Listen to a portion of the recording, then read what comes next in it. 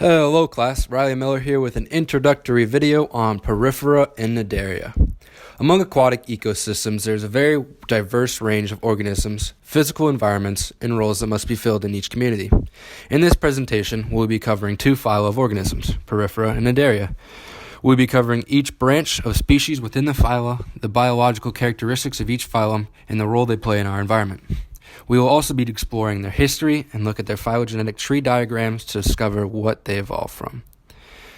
We will discuss the reproductive and life cycles of organisms in each phylum and also address anthropogenic activities and how they have affected these communities and what solutions can be implemented in order to mitigate negative effects on these important organisms. So to begin this presentation, we'll start with some porifera. Porifera, commonly referred to as sponges, are a group of aquatic invertebrate animals. They're one of the earliest known and simplest groups of animals in existence.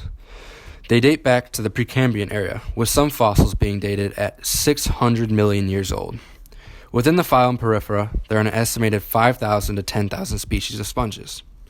These species are divided into four classes: Calcarea, Hexatenellid, Demospongi, and the newly recognized class Homoscleromorpha. These classes are characterized by the spicules and spongin of the organisms. Spicules are the structural support elements of a sponge, while a spongin is a type of collagen protein that holds the spicules together. Simply put, the classes are separated due to the composition of the sponge's skeleton. The first class of porifera that we'll be covering today is the demosponges. Demosponges are the most common class of porifera, with a large majority of known species being within this class. They are made up of spongin fibers and or siliceous spicules. Siliceous means they are made of mostly silicic acid. Demosponges have the widest range of habitats, including freshwater, and tend to have a large skeleton. There are also popular bath sponges, as the spongin gives its extra soft texture. Calcareous sponges are characterized by spicules that are composed of calcium carbonate, with some species having calcium carbonate exoskeletons as well. Calcareous sponges contain no spongin. This class is strictly marine and sees the most success in shallow water, tropical environments, where the calcium carbonate can form most easily. The next group is Hexatenellid. The next group we'll be covering is Hexatenellida, commonly referred to as glass sponges. These sponges have an internal skeleton resembling a lattice pattern, made up of siliceous spicules. They are very rare, usually cup-shaped, and mostly found in deep marine water, around 500 to 800 meters. A unique feature of this class of sponge is their ability to rapidly conduct electric impulses in order to quickly respond to external stimuli. The final group we'll be covering is the Homoscleromorpha sponges. These sponges generally have very small spicules with minimal variation. They have only recently been separated from the Demospongi class. They are usually massive and encrusting. These sponges are closely related to the sister group of porifera known as Eumetozoa and may have played an important role in their evolutionary history. This class is generally rare, with around 100 species known, and most are well hidden in dark crevices. Now we will begin a quick summary of the biological properties of porifera. Porifera themselves are the simplest phylum within Animalia, having no tissue and a loose aggregation of cells defining their makeup. To collect nutrients, sponges use their pores, known as ostia, and canals for water to pass through. As the water passes through, flagellae drive movement of the water through the canals. These flagellae are in special cells called choanocytes that line their internal chambers. The nutrients are collected through the cells of the sponge and then excreted through the osculum, an opening in the outside of the sponge that allows for the excretion of water. The flow of water through a sponge only moves in one direction. Food generally consists of detritus particles, bacteria, and plankton, and is digested by cells individually.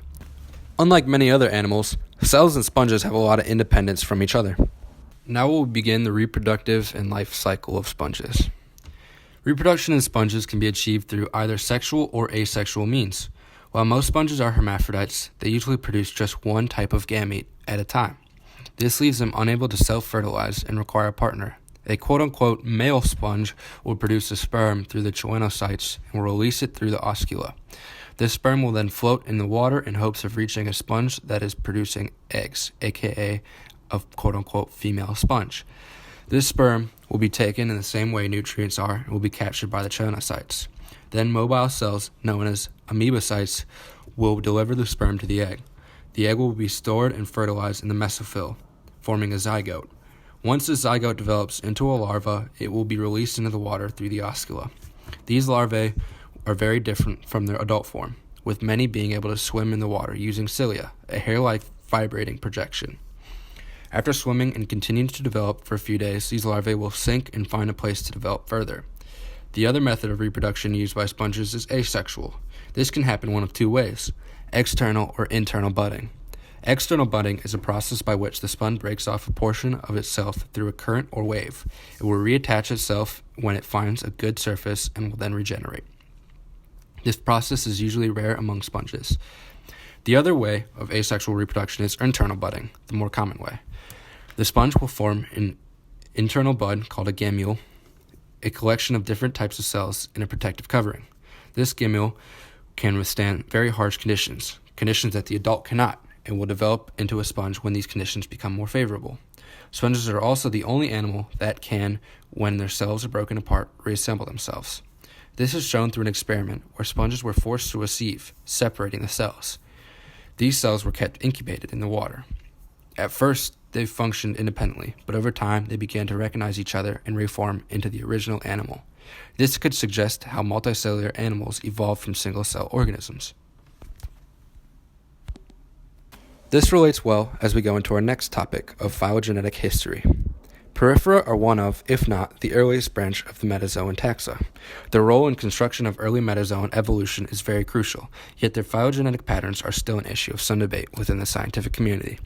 The general consensus is that around 600 to 800 million years ago, Porifera evolved from cyanoflagellates, free-living, single-celled eukaryotes that would form in colonies in aquatic environments. These colonies eventually developed from aggregative cells to clonal cells, meaning the multicellular organism, rather than many individual cells in a colony. Along with this, the sponge developed embryonic capabilities. These factors are what classify the sponge as the first animal. The next phylum we will be covering is Cnidaria. Cnidaria is also a very diverse phylum of aquatic invertebrates, primarily in marine ecosystems. They are one of the oldest phylums under Animalia, with the development estimated to be around 580 million years ago. Within this phylum, there are an estimated 9,000 to 11,000 species of Cnidaria, ranging in many shapes and sizes. There are four main types or classes within Cnidaria. These include Anthozoa, Cubozoa, Scyphozoa, and Hydrozoa. Anthozoa are a group of sessile or non-moving species of Cnidaria that attach themselves to the seabed. They are characterized by a pulp, which is the cylindrical shape they take, with anthozoans having a floral appearance to their pulp as well. This is the largest class of Cnidaria, with over 6,000 species that have been discovered. They are most popular for their corals that build tropical reefs. Next are the Scyphozoa, also known as just jellyfish or true jellyfish. These marine swimmers have around 200 species and are found in all oceans around the world, from Arctic to tropical, from deep sea to shallow waters. They go from a pulp phase and transition into a medusa stage, giving it the look and shape of a typical jellyfish. This look is generally characterized by radial symmetry and a cup-like shape. Next are Cubozoa, also known as box jellies. These are a very interesting class of Cnidaria as well. They look much like the stereotypical jellyfish, even being formerly considered a type of Scyphozoa, usually with four evenly placed tentacles or bunches on square-like shape, which is differing from the Scyphozoa.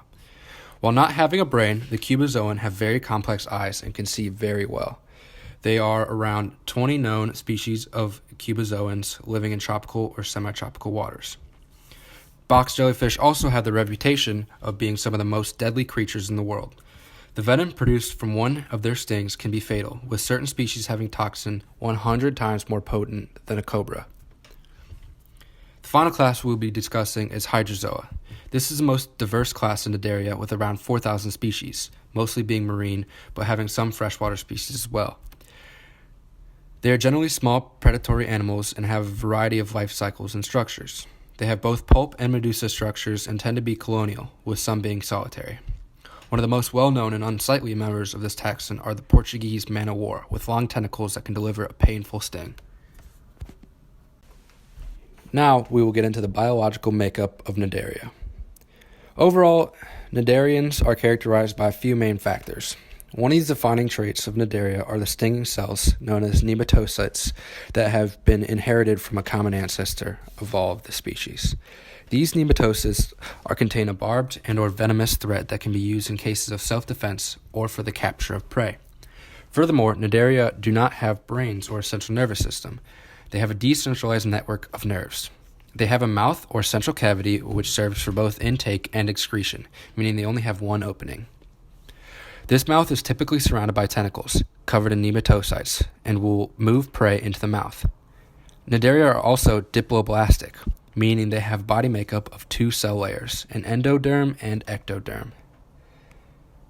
All Cnidarians are carnivorous, but most are believed to be passive and will only consume those unfortunate enough to pass into their tentacle range. Now let's move on to the reproduction and life cycle of Cnidaria. Cnidaria have very complex and diverse reproductive techniques and life cycles. When a pulp forms, the Cnidaria will typically produce asexually through budding. This can also create vast colonies of a species with many individuals in close range. While this is the case, some pulps never transition from this stage and will reproduce sexually, releasing their eggs or sperm into the water and hoping for fertilization. In the Medusa stage, there is generally sexual reproduction. This consists of a sperm or egg, or both if hermaphroditic, being released into the water. When fertilization occurs, a larva is formed, and when it finds a place to settle, will grow into a pulp, then beginning one of many life cycles of Cnidaria. While these are the most common ways of reproduction in Cnidaria, there are also many variations in life cycles among this diverse group, meaning there are countless methods of reproduction depending on the species. Now for the phylogenetic history of Cnidaria. Cnidaria, like the Porifera, are also one of the early branches of the metazoan taxa. While scientists aren't completely sure on the exact evolutionary history, current research suggests that Cnidaria evolved from a common ancestor of the Porifera, known as the Placozoa. This evolution took place around 600 million years ago. With it, they gained symmetry and a nutritional link from the embryonic multicellular Placozoa. This was an important evolution as animals continue to grow in complexity, leading to the diverse groups of species present today. Cnidaria and Porifera both give many important ecosystem services. Sponges themselves have habitat services through nutrient cycling. They provide refuge for certain organisms and spawning areas for fish. They also have many medical capabilities, as they can be used in pharmaceuticals and biotechnological materials. Arguably, the most important ecosystem service is that from coral. Coral reefs are among the most diverse and valuable ecosystems in the world. They provide homes and ecosystems for 25% of all marine species, as well as provide food and livelihoods for many millions of people. Not to mention they protect coastlines from storms that can even prevent erosion. These spaces also provide recreation and tourism for many people that can have deep cultural and economic significance. As we continue to raise seawater temperature and change the chemical makeup of our ocean, we will start to see more and more loss of these habitats to climate change and global warming. Coral bleaching is one of the largest of these problems. This is when coral loses its symbiotic algae, causing it to turn the color bleach white. This loss of algae kills the coral and destroys the habitats they create. We can also anticipate a breakdown in the sponge's relationship with their microbes, seeing the microbes become parasitic and killing the host. This could have detrimental effects to sponge populations. To combat this, we must continue to fight climate change, promote healthy seas, and reduce our carbon footprint. We must be hyper-aware of our global impact on climate change and find ways to mitigate our effects on the environment. If not, we will have a massive loss in our marine ecosystems.